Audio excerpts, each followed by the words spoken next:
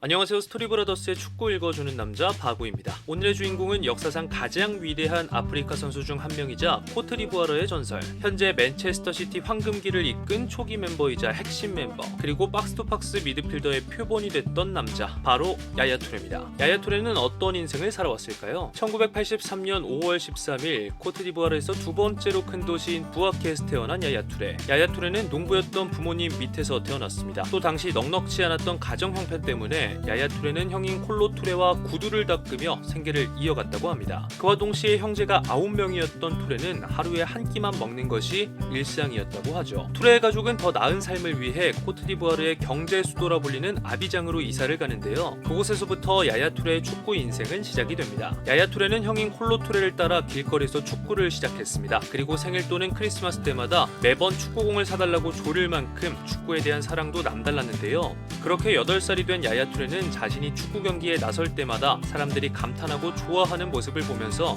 자신이 축구에 소질이 있다는 것을 깨달았다고 합니다. 그렇게 투레에게 축구는 어려운 환경 속 유일한 낙이 되었습니다. 13살이던 1997년 야야 투레는 아비장을 연고로 삼고 있는 미모사스 유소년 팀에 합류합니다. 마침 당시 미모사스 아카데미는 전 프랑스 국가대표였던 장마르크 기유와 밀접하게 연결돼 있었고, 기유는 괜찮은 선수들을 벨기에 클럽인 베베렌에 소개시켜주는 역할을 했죠. 그렇게 2001년 18살이 되던 해 야야 투레도 눈에 띄는 실력과 함께 벨기에로 넘어가게 됩니다. 그리고 투레는 그곳에서 핵심 선수로 자리 잡았고 매번 압도적인 경기력을 보여주며 빅클럽 이적을 꿈꿉니다. 그러던 2003년 여름 투레에게도 빅클럽 이적의 기회가 찾아옵니다. 바로 벵거 감독이 이끌던 아스날이 테스트를 요청한 건데요. 큰 기대와 함께 테스트 경기에서 투레는 맹활약을 펼쳤고 벵거 감독에게 눈도장을 찍습니다. 또 이미 그의 형인 콜로 투레가 아스날에서 뛰고 있던 상황, 모든 상황이 긍정적으로 흘러갔던 야야 투레였죠. 하지만 투레는 비자를 받는데 어려움을 겪었고 6개월간의 기다림 끝에 결국 아스날 이적을 포기하고 우크라이나 클럽인 메탈루르 도네츠크로의 이적을 선택합니다. 그리고 그곳에서 1년 반을 보내게 되는데요.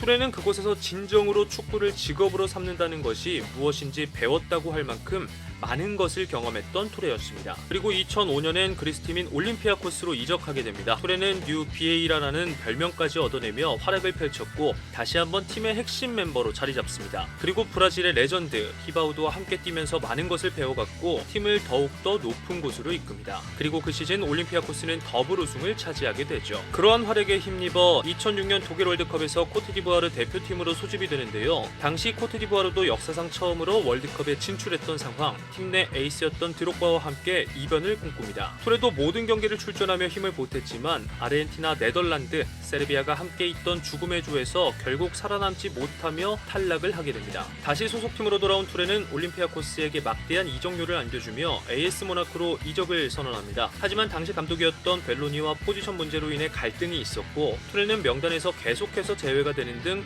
힘든 시간을 보내죠. 그러나 팀의 성적이 좋지 못했기에 벨로니 감독은 시즌 막판 경질이 되었고 새로 합류한 로랑 바니데 감독과 함께한 투레는 다시 폼을 끌어올리기 시작합니다. 그리고 이제는 유럽 전역에 관심을 받게 되죠. 그렇게 2007년 여름 투레는 당시 레이카르트 감독이 이끌었던 바르셀로나에 합류하게 됩니다. 투레는 개막전부터 라인업에 이름을 올리며 활약을 이어갔고 곧 새로 합류한 과르디올라 감독 밑에서도 입지를 다져가기 시작합니다. 하지만 점유율을 중시했던 과르디올라 감독은 사비와 이니에스타를 더 중점적으로 중원에 기용했고 이에 투레는 그들에게 없는 피지컬을 이용해 수비형 미드필더로 뛰기 시작하죠. 그렇게 수비에서 영향력을 펼쳐갔던 투레는 수비수들이 줄부상을 당했던 2009년 챔피언스리그 결승전에서 맨유를 상대로 센터백으로 나서기까지 하는데요. 그 경기에서 투레는 맹활약을 펼쳤고 커리어 첫 비기어도 들어올리게 됩니다. 그와 함께 스페인 팀 첫 트래블을 달성했던 투레와 바르셀로나였습니다. 하지만 이후 투레에게도 어려운 시간들이 찾아옵니다. 부상으로 폼이 하락하면서 사비와 이니에스타를 바치는 수비형 미드필더 자리를 부스케츠에게 내주게 되는데요.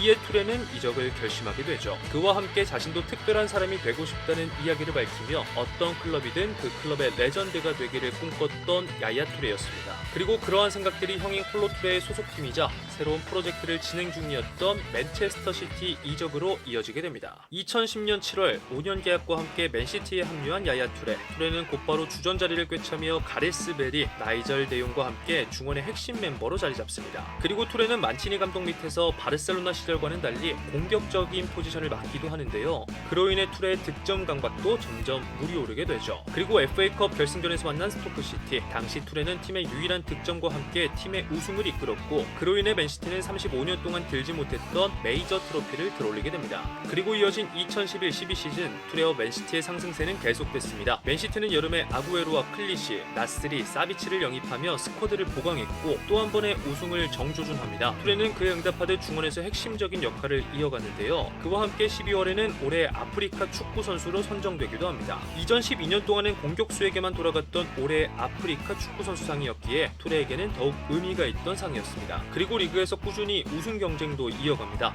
하지만 시즌 후반 아스날을 상대로 패하며 시즌 종료까지 6경기를 남겨둔 상황에서 선두 맨유와 승점이 8점 차가 되었고 리그 우승은 점점 멀어지는 듯 했습니다. 하지만 이후 맨유도 미끄러지며 시즌 종료까지 3경기를 남겨둔 시점에서 양 팀의 격차는 10점 차가 되었죠. 그리고 운명처럼 두 팀은 올드 트래포드에서 진검승부를 벌이게 됩니다. 이날 경기는 프리미어리그 역사상 가장 중요한 경기 중 하나로 꼽히기도 하는데요. 단순히 승점 6점짜리 경기가 아닌 우승을 건 승부였기 때문이죠. 그렇게 맞이한 맨체스터 더비, 당시 경기에서 툴레는 중원을 압도적으로 지배했고 그와 함께 콤파니가 결승골을 기록하며 맨시티는 맨유를 상대로 승리를 거둡니다. 그와 함께 남은 두 경기를 모두 승리하며 야야 툴레와 함께한 맨시티는 44년 만에 리그 우승을 거머쥐게 됩니다. 그리고 2012-13 시즌에는 첼시와의 커뮤니티 실드 경기에서 승리를 거두며 트로피와 함께 시즌을 출발했고 챔피언스리그 레알 마드리드와의 경기에서는 특유의 황소 같은 드리블을 보여주며 맹활약을 펼칩니다. 그리고 그해 12월에는 또 한 번의 아프리카 올해의 선수상을 수상하게 되죠. 어느덧 아프리카를 넘어 유럽 대륙 최고의 미드필더로 자리 잡아갔던 야야 툴레, 그리고 맨체스터 시티는 야야 툴레와 4년 재계약을 맺습니다. 2013-14 시즌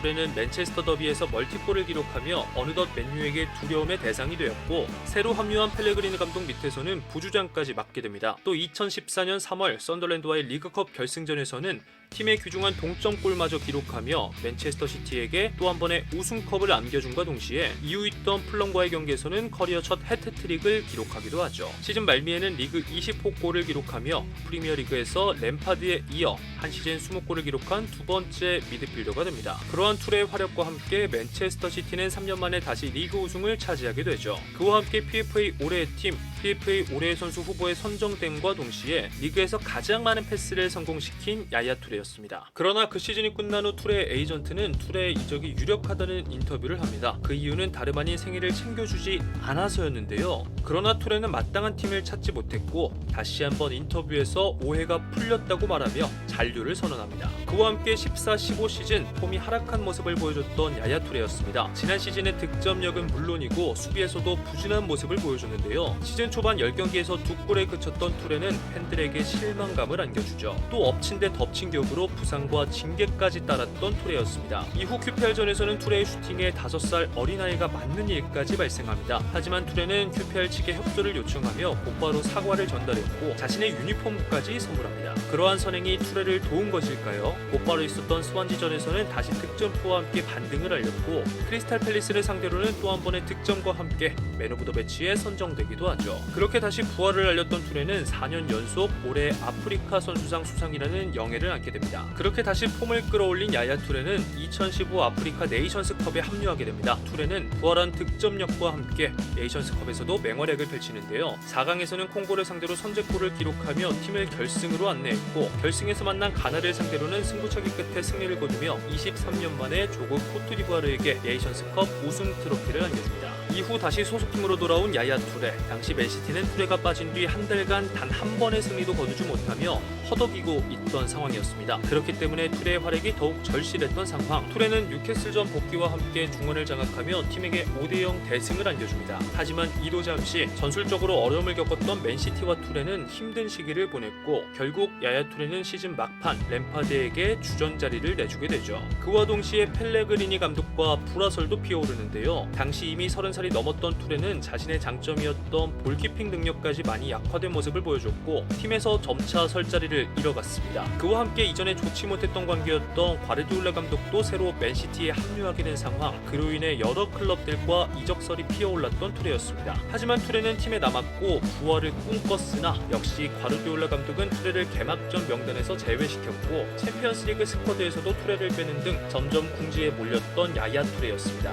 당시 툴레의 에이전트는 과르디올라 감독이 투레에게 굴욕을 안겨줬다며 불만을 표출했고, 이에 과르디올라 감독은 투레가 팀과 자신에게 사과할 때까지 명단에 포함시키지 않을 것이라고 밝힙니다. 그의 투레는 결국 과르디올라 감독과 구단에게 직접 사과를 전달하죠. 그렇게 11월 팰리스전에서 처음으로 리그 선발 명단에 포함된 야야 투레, 그리고 투레는 그 경기 2골을 기록하며 화려한 복귀를 알립니다. 그리고 경기 후 맨체스터 시티 선수들은 라커룸에서 투레에게 기립박수를 건넨다고 하죠. 이후 와포드전에서는 엄청난 활동량을 보여주며 과르디올라 감독에게 다시 한번 자신의 가치를 증명했고, 곧바로 이어진 아스날과의 경기에서도 중원을 장악하며 완전한 부활을 알립니다. 그리고 1월에는 맨체스터 시티 이달의 선수로 선정되기도 하죠. 그렇게 시즌 끝까지 맹활약을 펼쳤던 투레는 리그 마지막 경기에서 교체로 아웃되며 펩과 뜨거운 포옹까지 나눴고, 이적설들을 모두 일축시키며 맨체스터 시티와 다시 1년 재계약을 맺게 됩니다. 그렇게 맞이한 2017-18 시즌 맨시티 소속 300번째 경기를 치룬 야야 투레, 이후 주로 교체로 출전하며 맨시티에서의 마지막 시즌을 마무리해갑니다. 그리고 5월 브라이튼전에서는 주장 완전과 함께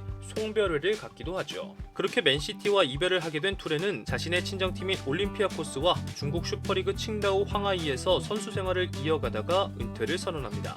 그리고 2021년부터 토트넘을 비롯해 여러 팀에서 코치로 활동하며 새로운 길을 개척해 나가고 있는데요. 말도 많고 탈도 많았던 선수 시절의 야야 투레, 과연 그는 코치로서 다시 한번 정상에 오를 수 있을까요? 지금까지 야야 투레의 이야기였습니다. 도움이 되셨다면 구독과 좋아요 부탁드립니다.